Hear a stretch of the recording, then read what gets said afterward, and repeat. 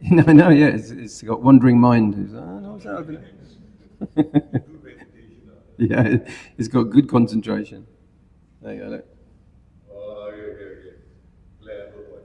Yeah. It's okay unless you get another monk who looks like me, with a white guy with a bald head and a brown one. He'll go like, who's that over there? Hey, hey, hey. I get very jealous. Hey. Unfaithful. All right. Are we all here? All right then. Okay. Let's kick off, as they say in the World Cup. You enjoying yourself? You have a nice cup of tea, warm up? Everyone happy? Having a good day? Having a good workshop? So hi everyone. I'd like to begin with a very simple observation that life has a habit of changing our plans. Sometimes very gently, sometimes suddenly. One day we have good health, and then something unexpected happens. One day our children are small, and then somehow they're adults with their lives of their own. One day we're beginning a career. Next we're wondering where the years have gone. Whether we welcome it or not, life is always moving. And yet if we're honest, much of our suffering comes from wishing that just one part of it would stay exactly as it is. We want our relationships to stay secure, our health to remain dependable, our homes to remain familiar, our achievements to continue defining us.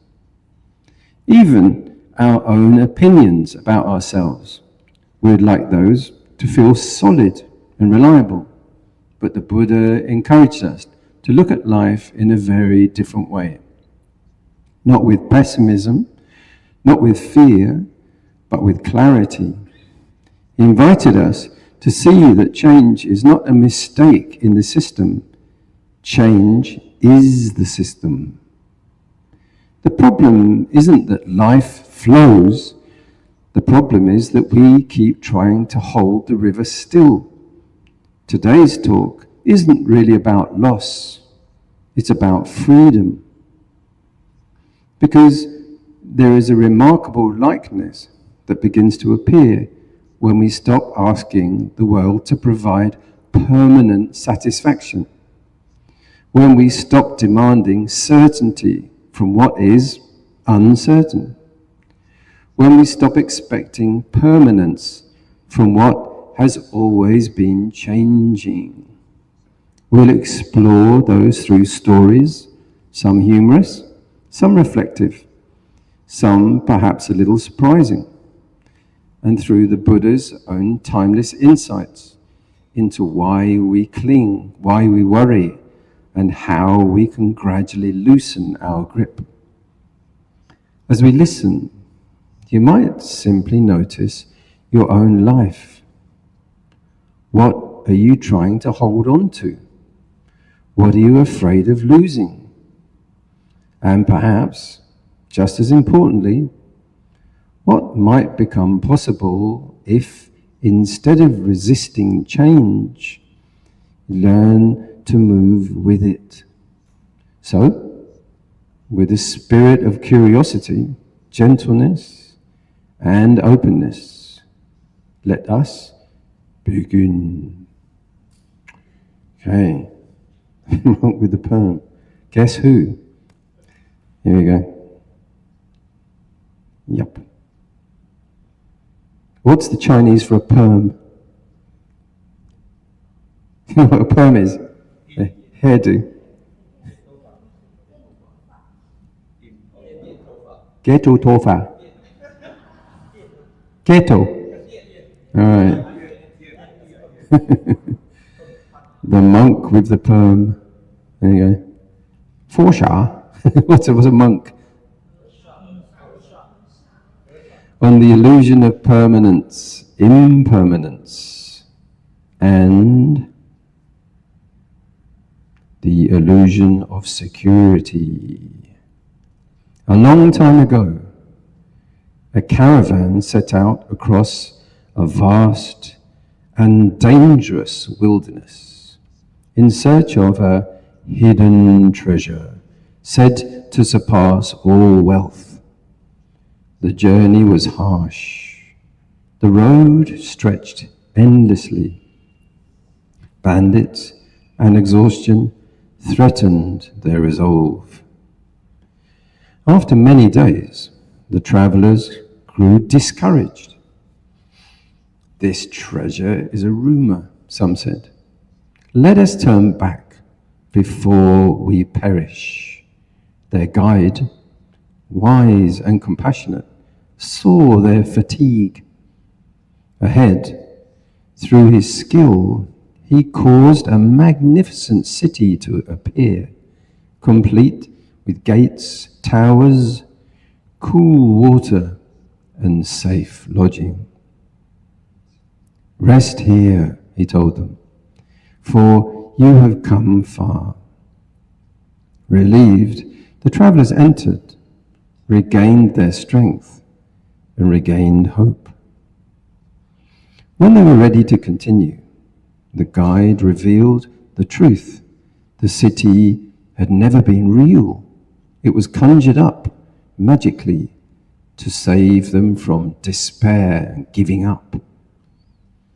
The true treasure still lies ahead, he said.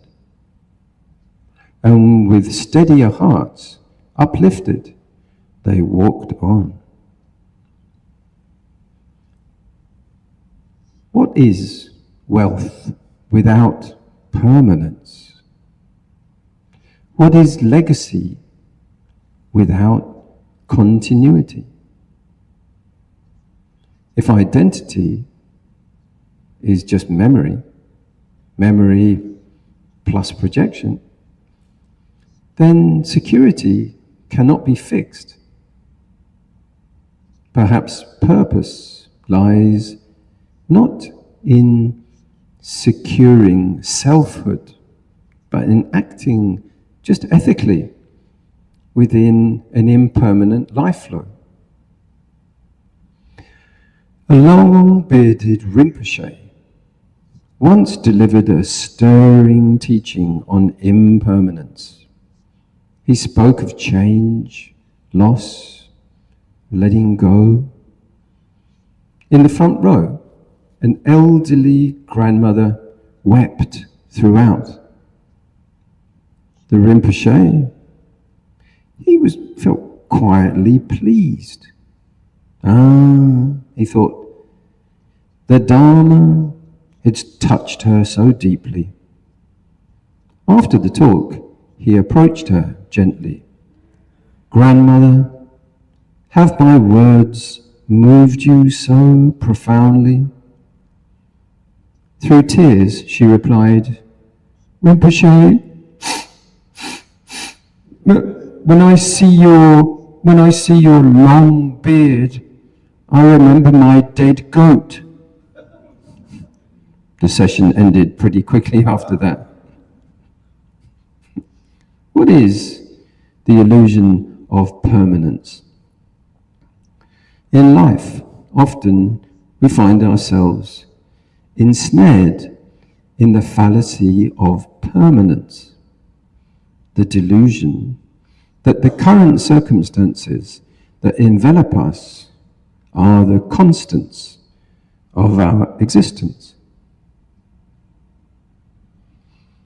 In the quiet grove at Savatthi, Radha leaned forward and asked a simple question.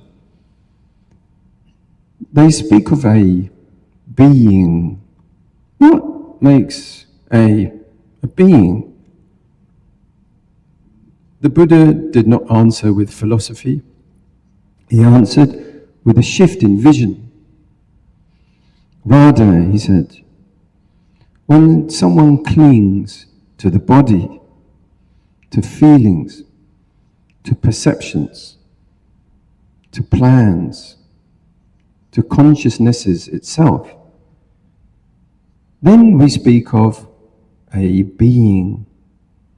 Where there is clinging, there is the sense of someone who is. Then he painted the scene. Picture children on a beach building sand castles. As long as they love those sand castles, they guard them, they shape them, call them mine. But when interest fades, they crush them with their hands and feet, stamp all over them, walk away laughing. So too, he said gently, learn to loosen. When craving ends, the burden of being ends with it.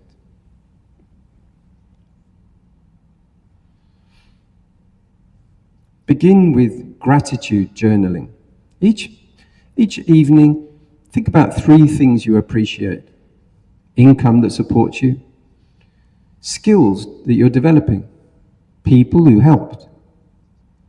Practice mindset shifting. When comparison thoughts or I'm an imposter thoughts arise, consciously reframe them as growth signals. Signs of new growth. Use time management tools such as short, focused work intervals, clear task priorities to reduce overwhelm. Finally, create a simple vision board, not fantasy, but direction, reminding you of contribution, service, and steady progress, rather than fears. Ethical reflection asks whether my pursuit of security, my pursuit of status, my pursuit of accreditation aligns with integrity. Am I building legacy through service, or am I building it through ego? Social reflection notices how comparison, fear of irrelevance, and imposter feelings shape relationships, subtly influencing how I relate, how I compete, how I collaborate, and whether I belong. We often repeat our own funny stories, don't we?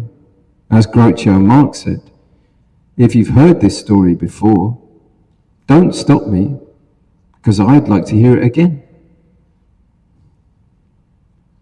Even change changes until it doesn't anymore. I saw a chameleon that couldn't change its colors anymore. It was suffering from reptile dysfunction.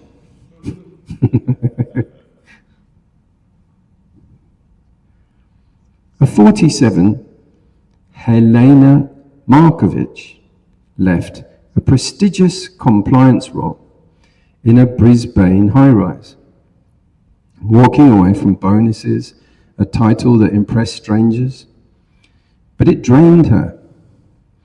There wasn't any scandal, only the sense that stability had tightened into suffocation. She rented a small cottage on Tasmania's coast and chose simplicity. Afternoons were spent learning woodworking from a retired boat builder, shaping reclaimed timber. 18 months later, Helena opened a modest workshop, crafting long communal tables. Her income shrank, but her contentment grew. Her resume mattered less than the steadiness of her breathing. Regret taught me when I saw how chasing security and status shaped my choices. Vision grows clearer when your legacy is all about your contribution to people's well-being, not about applause. Self-compassion softens our comparison with others, and self-compassion calms our fears of feeling like an imposter, an outsider. Change is everywhere. Many things have to be changed regularly. Politicians, for example. Politicians should be changed as frequently as diapers, and often for exactly the same reason, said Mark Twain. Ironic. Communities change. My grandfather was always saying, in the old days, people could leave their back doors open, which is probably why his submarine sunk.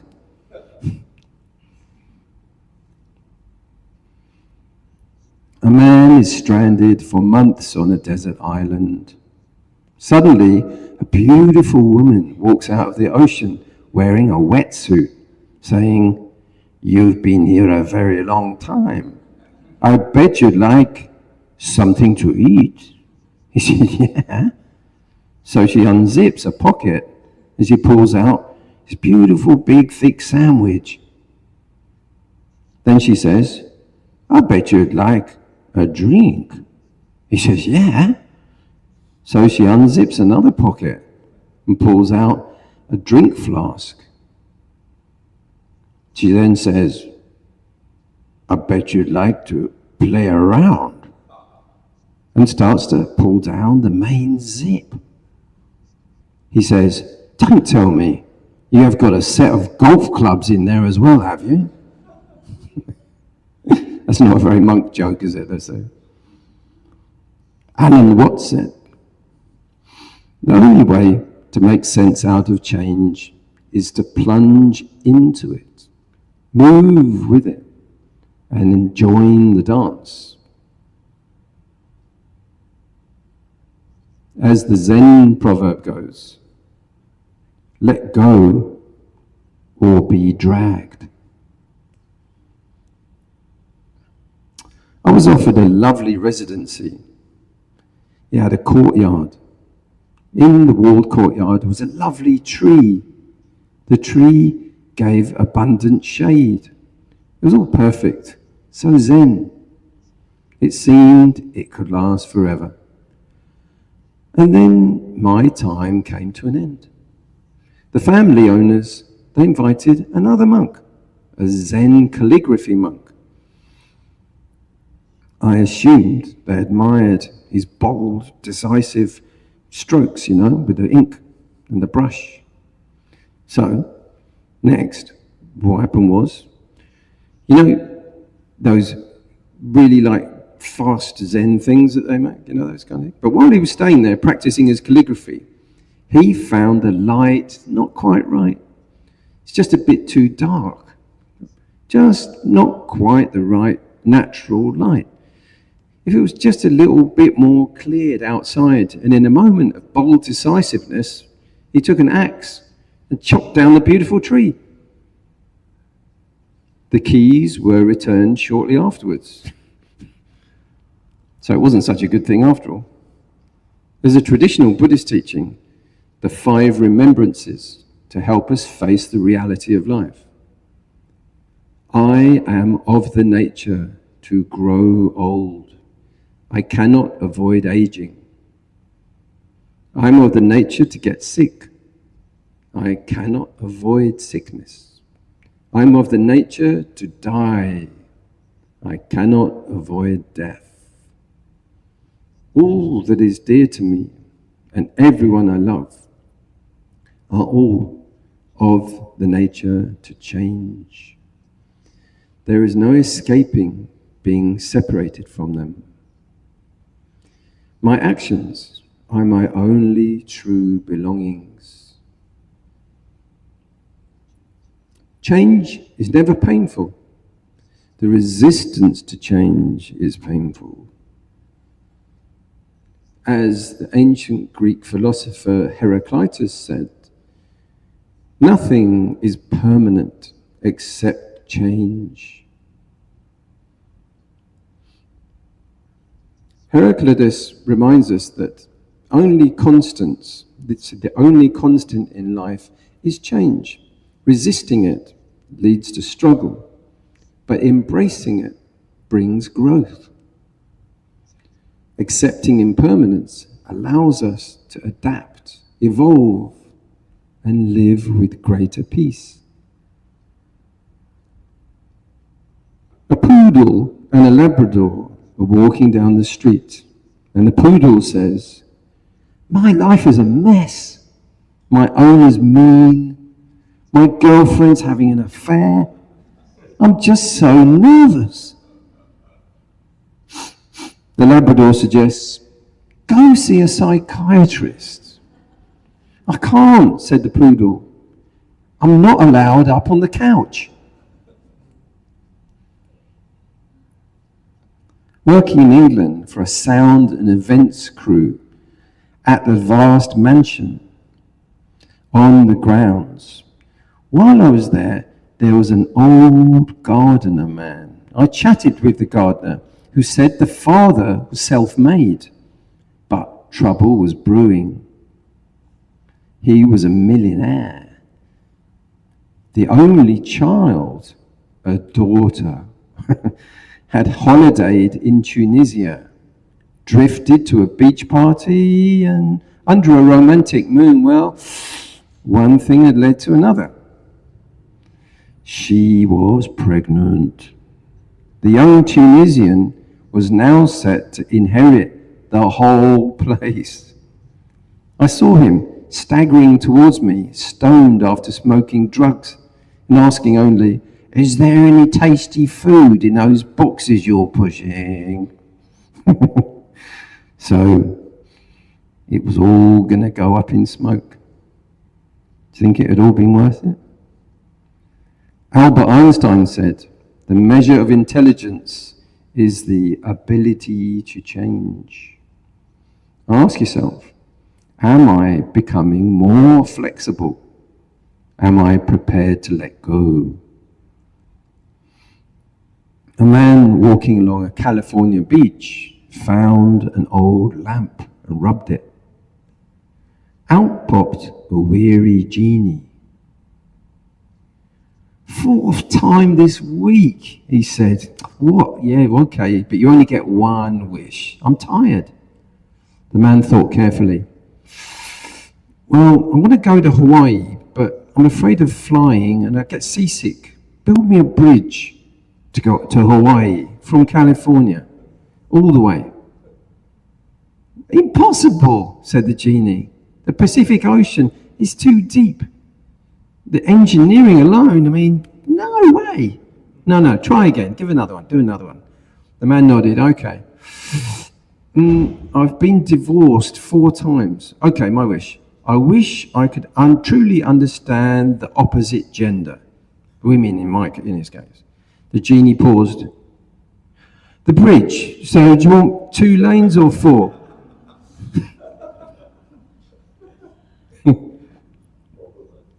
Change and impermanence. Reflecting on these truths is not morbid. Rather, it's a way to stop taking life for granted and to live more fully in the present. Working in Egypt, I befriended the Red Sea deep sea divers, including an Italian called Mario. I'm not gay, by the way. Diving one small stake, you can drown. One evening, I found Mario sitting alone. He invited me to sit. "Sit down." He looked steady in my eyes and said, "Are you ready? That is the question. Are you ready?" I was like, "What do you mean?" The words stayed with me as I crossed the desert to the border visa run across into Israel. When I returned, Mario, it turned out, had died during a night dive. It reminded me of a tale. A man once felt death tap him on the shoulder in the market. It said, On the seventh morning. That's all it said. That was it. What do you mean, seventh morning? The man fled day and night, running, day and night, running. At dawn on the seventh day, far, far away in a forest, he felt another tap. He said, "How did you find me?" Death said, "I don't know. I was told I'd meet you here." You can't run away from it. Every day, take a pause and consider how unpredictable many deaths you knew about were. These people's deaths, did they know? Were they ready? Every day, note that nothing is the same as before. Everything has changed, is changing, will change. Every day, while life has form, it will continue to run on and on. While it has fuel, every day, practice letting go. Give away. See how easy it is, how much you're attached. Every day, know how much you are clinging, what you're attached to. Reflect, like the weaver's daughter. Where are you coming from? Your past lives. Where, what, with who did I live valuably? Where are you going to? Your future rebirths. Did I make merit? Don't you know? Don't you know that you will die? Are you ready? Do you know? Do you know what? Do you know when? Permanent, as all the ladies here will know, it's a hairdo. I actually just wanted to have curly hair. I ordered a perm at my barber's. He shaved all my hair off. I said, hey, what's that? He said, "You're a Buddhist. That's an imperm."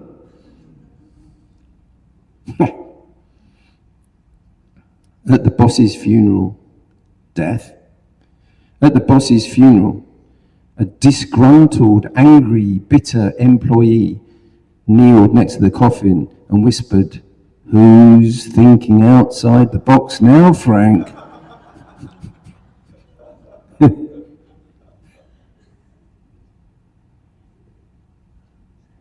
Yeah, strange things. I wanted to narrate some lyrics. In it, a man had a strange premonition.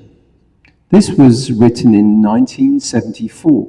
Remember, 1974, a long while ago. Here's the lyrics.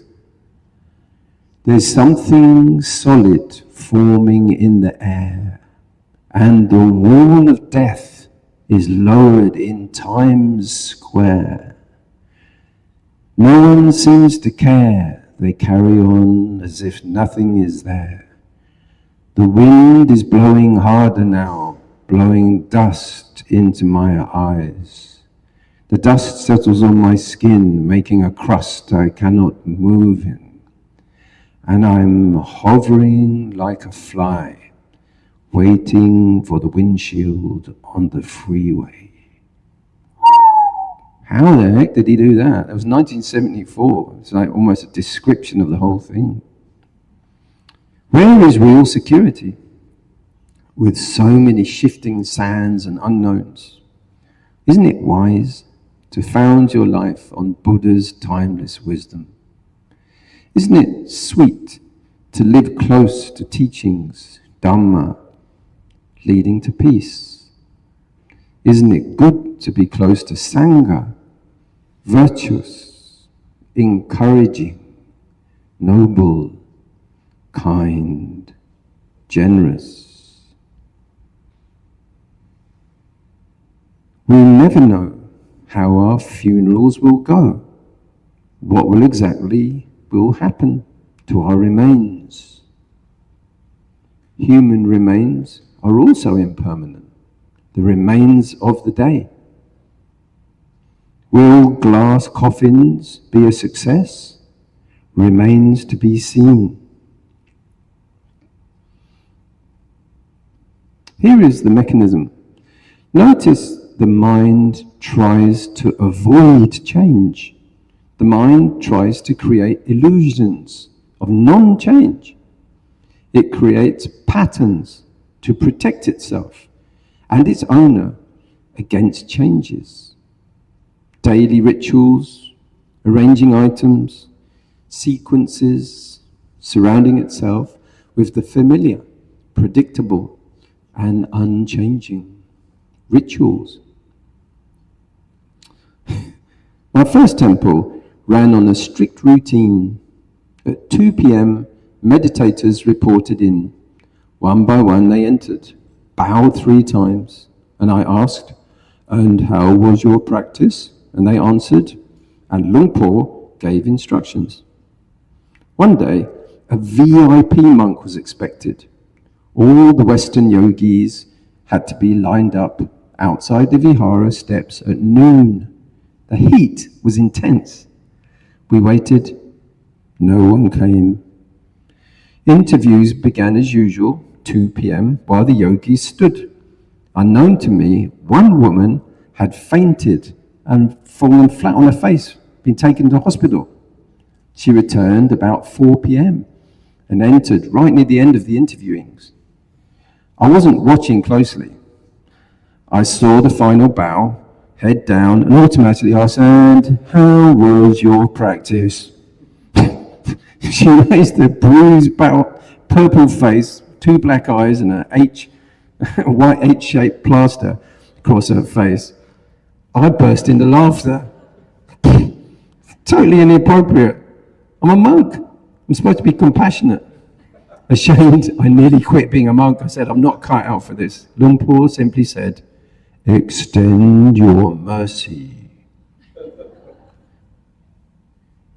And don't quit. Always expect the unexpected. Take frequent pauses to notice your automatic mind replaying old loops. Deliberately wake up. Examine fatal disasters. Were they expecting that earthquake? Venezuela? They were busy, worrying about next year, next shopping list. Or Jollibee in Philippines. Recall that atoms are mostly empty. See that all the items, places, people we're accompanying ourselves with are all empty, all unsolid, disappearing, not substantial. Take mindful pauses, not just to relax and breathe, but to remind yourself of these truths. All are vanishing illusions. Notice how we expect the expected. Notice how your mind fixes, controls, sets in stone, repeats, loops. Is it something you're aware of? Notice it with compassion more than judgment, and imagine being free of the expected. What is that like? I once tried cutting down smoking by slicing all 20 cigarettes in half. This is when I was 22. I smoked the filtered halves. When those stained ash-covered ones are all stubbed, I stared at the clean white halves and thought, what a waste of money those were. As if the dirty, scummy, ashy ones were already money well spent. No games the mind plays. Change is like a flowing river, a river of constant change. We escape by becoming one with the river as it flows to the sea. We can try and freeze the water. We can try and build a private reservoir. We can throw our garbage into the river to take it away from sight. We can build a dam. We can bottle up the water and store millions and millions of bottles of water in warehouses. We can ignore the stagnation. Or we can learn to attend, float, flow, and dissolve in the sea. For a talk, I once asked AI for a funny quote about change. Mark Twain, it said, the American, the only constant in life is change, except in a vending machine. After, an American came up and said, you know, I'm pretty sure they didn't actually have any vending machines when Mark Twain was alive. Might be a point. I thought it was funny, but I did fact check, and actually they did. In fact, they had vending machines 2,000 years ago. You put a coin in and some water flowed out of a thing. Change is like a rumbling fire, always moving. Become one with the fire. We try and build a private fire. We throw our garbage into the fire to take it away from sight. We can learn to attend, float, flow, and dissolve in the fire. How does it work? Notice what our behavior is doing. There are patterns behind it. It's one of the ways identity builds itself, then protects itself by ordering deliveries of memories to create walls, a fortress, a castle. But look closely, it is made of sand. The answers are within, your intuition, not outside, within your own heart, to transform clinging, become nothing, become a one. If you become a one, soon you become a two. Two being divided becomes many. The divided is easily conquered. So go back, become nothing. The illusion of permanence. Meditate to clarify. Identify your defilements, where they are attached and clinging. Practice letting go. All hopes of legacy, identity, prestige, all built on a sense of permanence, are illusions too. You can't change change, but you can change your ways. Let go, let it be, don't attach to it. Change is like sand in the hand, always moving. Become a one with the sand. It moves. We try and build a private rock. We throw our garbage from the rock and pay to take it away from sight. We can remember that. Our bones, our teeth, will become ash, dissolving in the sand. All misery and frustration is built on attachment to control, to things being unchanging, to dreams of satisfaction. All that misery can be reversed to happiness and contentment through what we expect. Expect people and things to change. Expect that they won't satisfy, can't be controlled. So I'd like to end this talk with wishing you well, my gratitude and appreciation for your kind attention. May many of you attain the peace of Nibbana and be free from all avoidable suffering and harm. May you all be peaceful, happy, safe, and well. Sadhu, sadhu, sadhu. Okay, make yourself comfortable. I'll give you another guided meditation.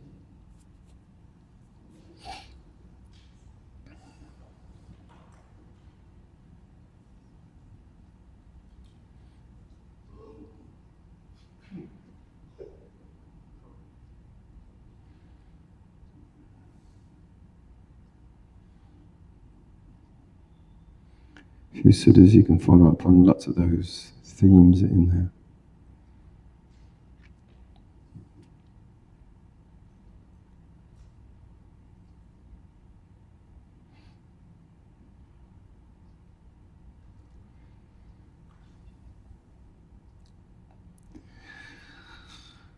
Now, we've spent some time together reflecting on change. Not simply the change that's happening around us, but the changes happening within us or of us. The changing body, the changing mind, the changing circumstances of our lives. Perhaps for these next few minutes, we don't need to stop change. We simply learn to become intimate with it. Please find a comfortable posture. Allow your spine to become naturally upright. Not rigid, simply balanced. Rest your hands comfortably. If it feels comfortable, allow your eyes to close. Feel the simple experience of sitting here. Nothing to accomplish, nothing to solve, nothing to improve. For these next few moments, you have nowhere else to be. Feel the weight of your body, the contact with the chair, the feet touching the floor, the hands resting quietly. Allow yourself to be supported. Become aware of the breathing. No need to control it. No need to make it deeper. Simply notice breathing in, breathing out. Again and again. Notice something beautiful, that no two breaths are exactly alike. One slightly deeper, one slightly shorter.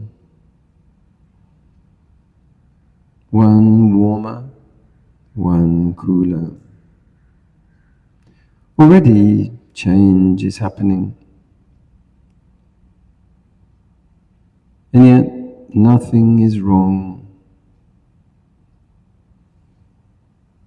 Allow each out-breath to soften the body, the forehead, the eyes, the jaw, the neck, the shoulders, the hands,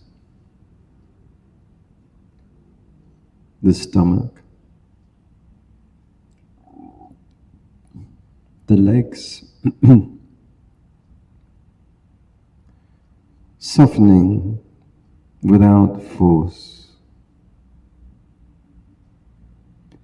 Imagine yourself sitting quietly beside a flowing river, not a violent river, a peaceful one. Clear water, moving gently towards the sea.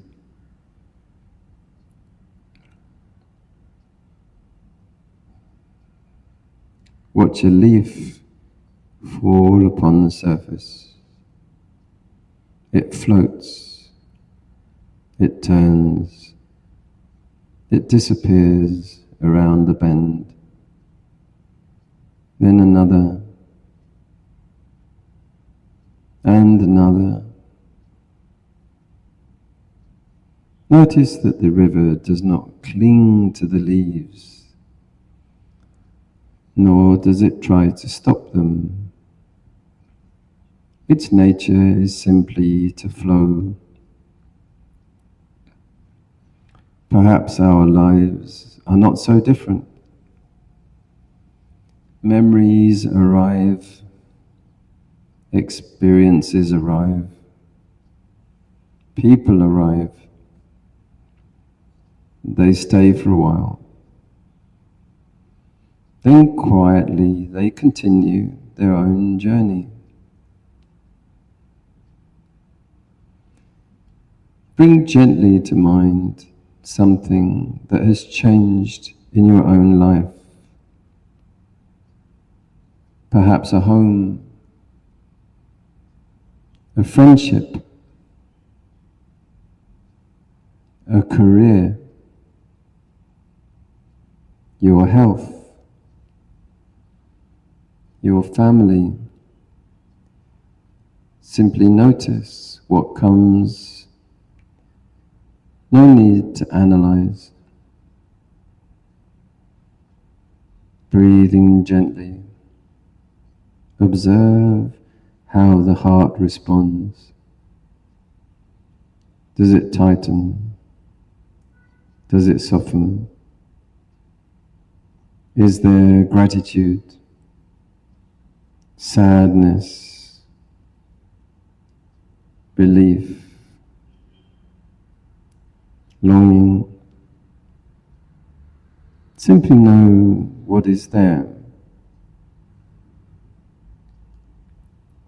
Now imagine holding a handful of sand, dry, golden sand. Notice how tightly you instinctively want to close your hand. Very gently clench your hand in your imagination. The tighter you squeeze, the more sand slips away between your fingers. Now slowly open the hand. The hand rests quietly, nothing forced, nothing imprisoned, simply held with kindness. Perhaps this is how wisdom holds life. Not by gripping, not by refusing change, but by caring deeply, without demanding that everything remain the same. Earlier, we reflected on children building sandcastles, how carefully they shape them, how proudly they say, "This is mine." Then when play is finished, they laugh, knock them down, and run happily towards the sea. Ask yourself gently, what sandcastles have I been trying to protect? A reputation, an image, a relationship, an expectation, a dream, a possession, a version of myself. No blame, only curiosity. Notice that the castle is not the problem. Building castles is part of life. Loving people is part of life. Creating beautiful things is part of life. The suffering begins when we quietly believe they were meant to last forever. Return once more to the breath, breathing in, changing, breathing out, changing, again and again. Now imagine standing at the edge of the ocean. A wave comes ashore, and another, and another. No wave tries to remain. No wave complains that another has taken its place.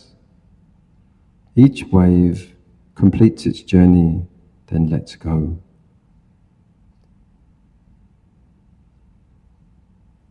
Notice how different that is from the human mind. We often wish this moment would stay, or another moment had never happened. Very quietly ask yourself, what if life has never promised to stay the same? What if its gift has always been this movement? Feel the body breathing, the heart beating. Thoughts appear, thoughts disappearing. Sounds arriving, sounds fading. Everything moving, everything changing, everything flowing. And through it all, awareness simply knows. It doesn't cling, it doesn't resist. It simply receives this moment exactly as it is. Rest quietly with the breathing, like the river, like the waves, like the changing sky. Nothing to hold, nothing to push away, simply resting within the flow of life. Remain quietly with the breathing, nothing to force, nothing to resist, simply allowing this moment to unfold. Notice that every breath is both an arrival and a letting go. The in-breath cannot remain. The out-breath cannot be held back. Life itself is teaching impermanence every few seconds. Bring gently to mind someone you love deeply. See their face. Notice their warmth that naturally arises. Now remember, not to make yourself sad, but simply to become wise, that they too are changing, just as you are. They too are growing older, learning, losing, healing, beginning, ending, moment by moment. Notice what this understanding does to the heart. Does it make your love smaller? Or perhaps does it make your love more precious? When we realize something will not last forever, we often begin to appreciate it much more deeply. Bring to mind your own body, the body that has carried you through every year of your life, once a child, once young, now, whatever age you are today, never the same body twice. It always your companion.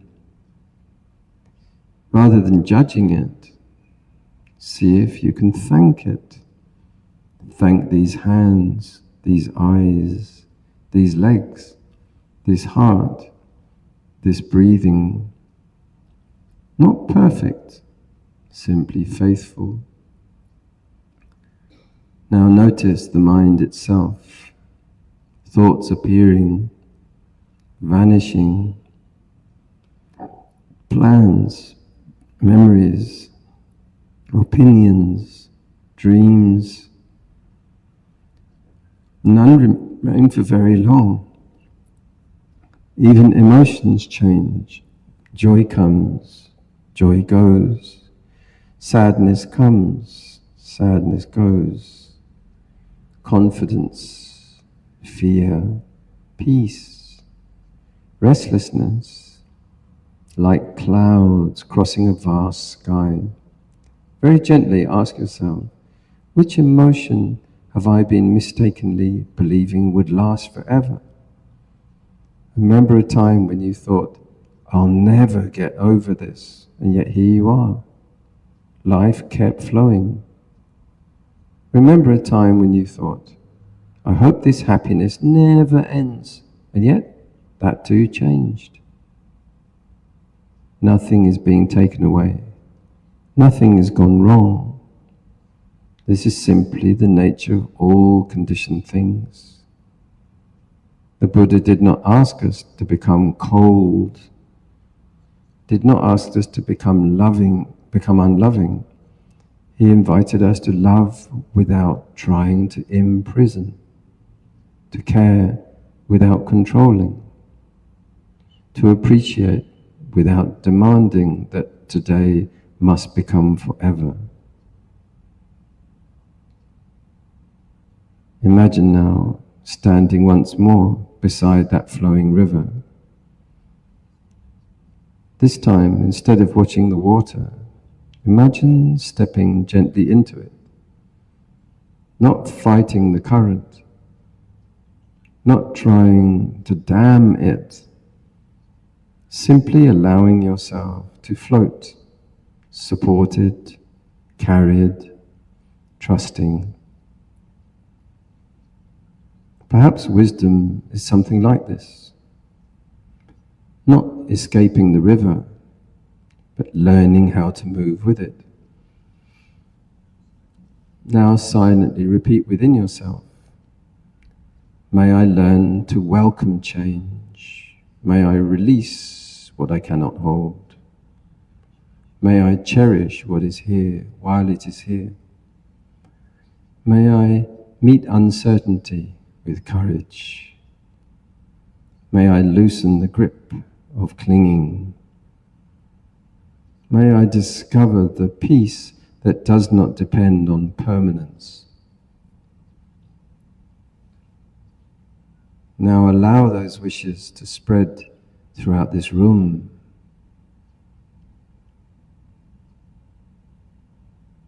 Every person here has lost something. Every person here is holding on to something. Every person here is changing, whether they notice it or not. May they all find peace. May they all find courage. May they all discover the freedom that comes from letting go.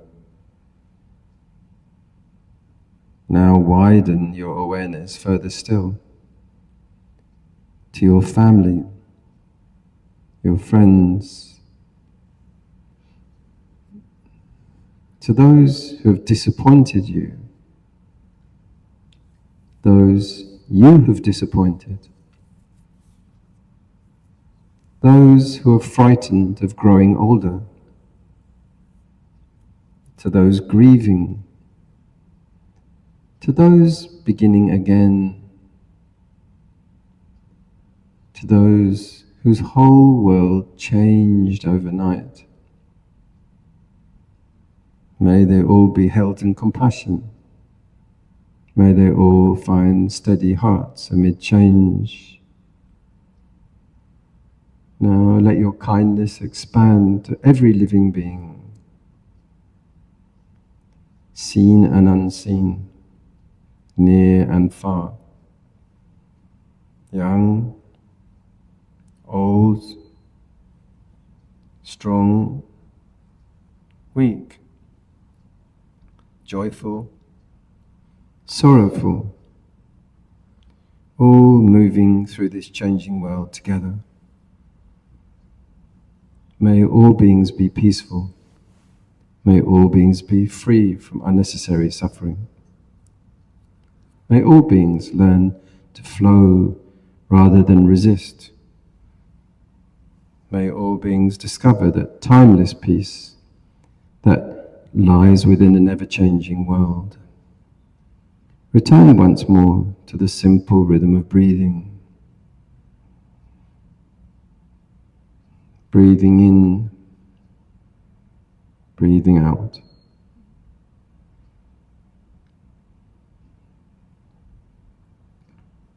Nothing fixed. nothing missing, nothing to defend. Simply living this moment. Become aware again of your body sitting here. The weight of your hands, the touch of your feet on the floor, the sounds around you, the quiet presence of everyone sharing this practice.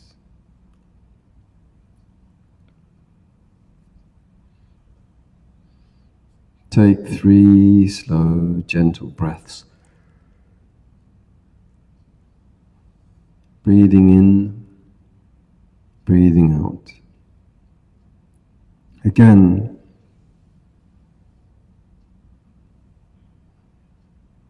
And once more.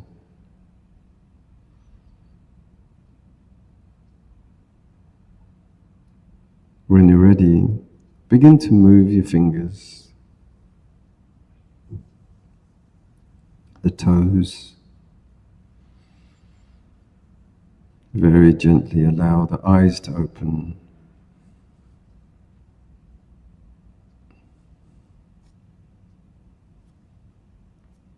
And as you sit today, don't ask life to stop changing. Instead, see if you can walk beside it with a lighter heart. Build your sandcastles. Love your family. Do your work well. Care deeply. Laugh often. And when the tide eventually comes, as it always will, meet it, not with fear, but with gratitude for having been able to build, to love, and to live at all. May you all be peaceful, happy, safe, and well. Sadhu, sadhu, sadhu. That's suffering. Telling everyone how to relax when you're busting to go to the toilet. Just let go. Let go. Okay, yeah, so any questions and sharings? We've had a long day since 9 o'clock this morning. And you're very welcome to reflect. Notes in? There's a... See it? I think so, anyway.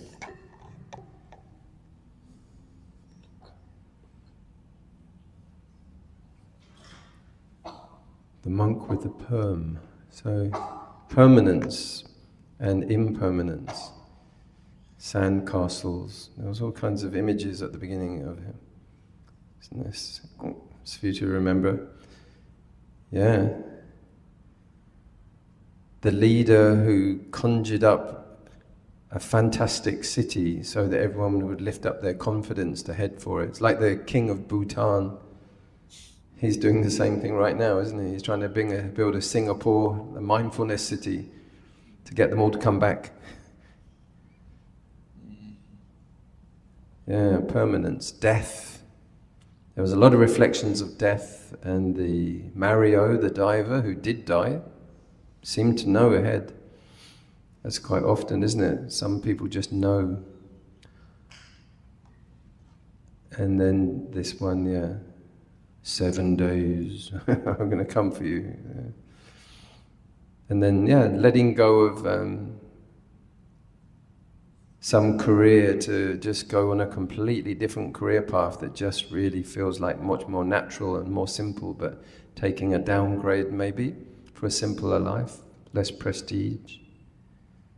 And then this strange omen or prophecy that this lyricist, writer, 1974 seemed to foresee the whole Twin Towers thing, yeah. So there's lots in that talk. There's lots of things to reflect on that opens doors in our inquiring minds. And reminds us to do that. We go on autopilot often and we build, like castles, like it was saying, our memories, and surround ourselves with the familiar. That's why it's good to travel. That's one of the reasons it's good to travel. Experience the unknown and the weird and the different and the strange languages, and just sort of become a beginner again. That's one of the most important things, keep that beginner's mind. So yeah, please, question away anything you'd like to. Do you want some prompts? What are you currently treating as permanent that may in reality be changing already? It's a big question. Anyone?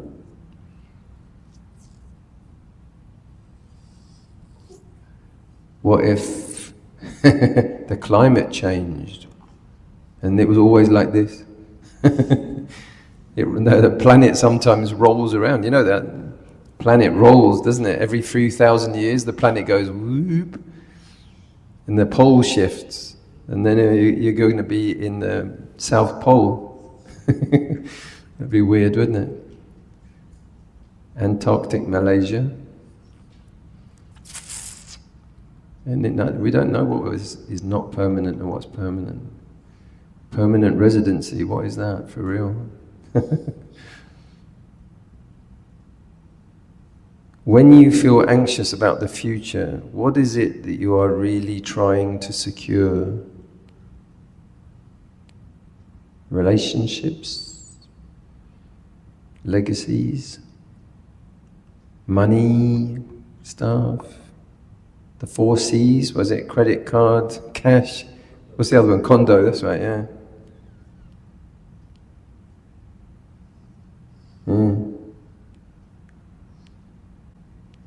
So yeah, you never know, do you? Okay, Bhante. What if wandering thoughts appear during meditation? They definitely will. Definitely. So it's not like you're doing something wrong. The first thing is to put aside that idea that if wandering thoughts happen, that you're doing something wrong. You're not. Everyone will have that. The brain is naturally active, just like the stomach. It's always digesting. It's always changing. So in the same way that the brain is always active, even when you get calm, the brain is still processing all the time. So you only get temporary calm, because the wandering mind is still showing impermanence. You're saying wandering, we're just saying changing. So you're saying wandering like that's bad, that's not the right way. But wandering, and I'm a wandering monk. Or you're a bad monk, sit still. So it's a changing mind. So as long as you see it as a changing mind, and then you won't try to fight it or judge it as well. Once you find that the mind that has been wandering, the awareness that it was wandering is already is increasing the mindfulness of it. But you can get lost in the thoughts.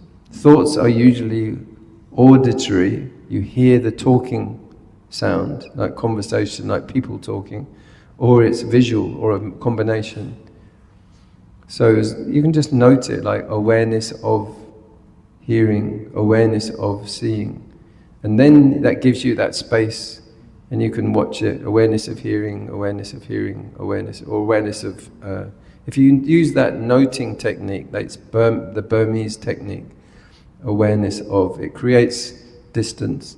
Same as if you have itchiness or comfortableness, awareness of itchiness or awareness of comfortableness, awareness of swallowing, awareness of blinking. The awareness of it is very, very, very, very powerful. People ask me about cognitive decline in elderly people, like dementia. So that's when everything becomes much simpler.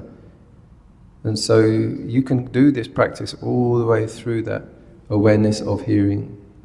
Because we're normally very, this is very complicated thinking. So we need to learn also to simplify, not overthink. That's why the breathing is so good, such a good practice.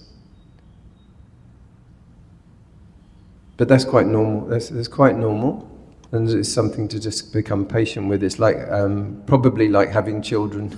I haven't had children, but I've had school classrooms and stuff. You need to be very, sort of patient. Or training a puppy, you need to be very patient and repeatedly come back and repeatedly come back and not get angry and not get irritated, but not fight it either, not judge and attack. And if you do that with children, they'll just run away. You won't, it will make things worse. Counting is another one. Anyway, but yeah. Okay. Please. We've got a hobbit in the front row there, from Lord of the Rings. Bhante, sorry. Can we save the question for tonight? Because I think it's pretty late. Yeah. Okay. They are hungry. Yeah, there's I'll be giving a talk over in the something hall over there. What's it called? Is that what you mean? Yeah, tonight 8:30 you're Yeah, having... at 8:30, yeah. So I'm just telling people they might not be aware of that one.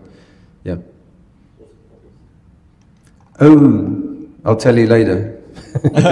No, I've got another 5 talks. Another 8 talks to choose from. I haven't chosen which one yet, but it'll be one of the other 8. Definitely. I won't do one of your 5 twice. So. I'm not exactly sure which one, but it'll be one. Probably it will be on a talk. The topic will be, all right, I've just made a decision. It will be on the relationship between faith and doubt. And it's a talk called I Believe in Mirables. That's true. I'm not joking, that's right. Mirables. You know mirables. You know what miracles are? Yeah, well, this is mirables. They have them in discos, up in the ceiling. Because the wandering mind is like a mirable. Yeah, like if you have a clear mind, it's like a smooth, it's like this, totally smooth. But if you have a scattered mind, it's like a mirable. It's like blip, blip, blip, blip, blip, blip, blip, blip, blip. Yeah. You never see anything clearly, you see lots of bits of things. That's what doubt is like. If you have faith, your mind won't wander. The scattered mind is often one mind which is full of doubt, uncertainty, fear, those kind of things. But if you stay with the object also, you'll be like, I know what this is. It's when we have the feeling, I don't know what it is. Am I doing it right? Am I wrong? Am I good? Am I bad? Am I, blah, blah, blah. When the mind goes, vichikicha, it means this, that, this, right, wrong, split in 2. Like this talk was talking about, go from 2 to 1. Go from 1 to 0. So if you stay with the object long enough, and also if you pin it with counting, 1, 2, 3, 4, 5, 6, 7, 8. Like someone who's sewing and they have a difficult thing to sew, they will have good concentration. But if they're like pinning here and pinning there and pinning this and that, then they won't have concentration. But if you keep it like 1, 2, so as it comes in, 1, 2, 3, 4. You do a small place because it's a very tiny channel. And if you keep the mind there and you count 1, 2, 3, 4 and you pull it back 1, 2, 3, 4, 5, 6, 7, 8, 9, 10, 11, 12 and you go all the way to 48 in 4s and then come back again to 1. And like you get to 28 and you go, yeah, what was on the football? What was it, Chelsea? Oh, no, I forgot what I was going to do. You go, where did it go up to? I got up to 28. Okay, 29, 20, 29, 30, 31, 32, 33, 34, 35, 36. You just keep it here all the time.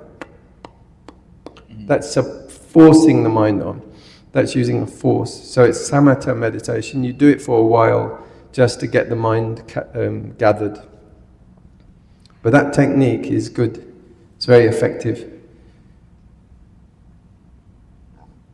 Not all the time.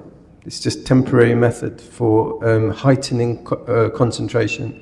If your just mind is everywhere, you've been in the traffic, you've been chatting with your friend, you've been playing a game, watching a movie, talking about this, and you sit down, your mind will still be going like this, just going all over the place. So sometimes it's good just to go,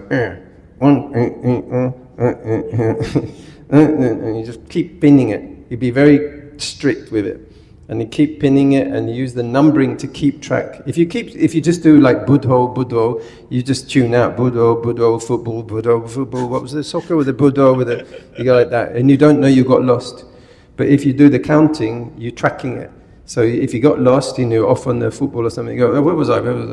You can come back, and then okay, I got lost this long, and now I keep track of, lost again, come back, ding, ding, ding, ding, come back, ding, ding, ding, ding, ding, ding. But in here is a very good place, because it's very small, it's tiny, like smaller than your fingernail. So it's not big, so you can concentrate it, like a light, like a microscope, very small. And there's a lot of hairs inside the nose, so there's a lot of sensation, so you can focus on it. If you try to do here or here, or here or here, it's very big and very difficult to build strong concentration. So that's usually an imbalance between energy, too much energy, and low concentration. So you need to bring up the concentration, lower the energy. So they need to be balanced, these two. Once they're balanced, it will stay. But once there's low concentration, high energy, it's like Coca-Cola brain. It's all over the place. So, who started that question? I know I ended up there. I lost concentration. Is that your one? And then I went back over there. Oh, you asked. Yeah, you asked about this question. Okay, so it will be the topic will be about doubt and faith, and the talk is called "I Believe in Miracles" at 8:30. So it's 7:20 or 7:18 now. Okay. Sadhu, sadhu, sadhu, sadhu, sadhu. Bhavavatu sapamangalam, rakantu sapadevata, sababudhanupavena, sadasoti bhavantu te. Bhavatu sapamangalam, rakantu sapadevata, Sapadammanupavena sadasoti bhavantu te. Bhavatu sapamangalam, rakantu sapadevata, sapasammanu bhavena sadasoti bhavantu te. Sadhu, sadhu, sadhu. Good. So be at peace. You're very welcome to come down in about an hour's time, and in the meantime have a good relaxing time. So may you all attain Nibbana, Nibbana Pachayo Hotu, Sukhi Hontu. Sadhu, sadhu, sadhu. Sadhu, sadhu. Googlicious. Let's pay respect to Bhante. First bow. Namo Buddhaya. Second bow. Namo Dhammaya. Third bow. Namo Sanghaya. Sadhu, sadhu, sadhu, sadhu. Okay, please forgive me if I've upset anyone throughout this whole day. So, yeah, good.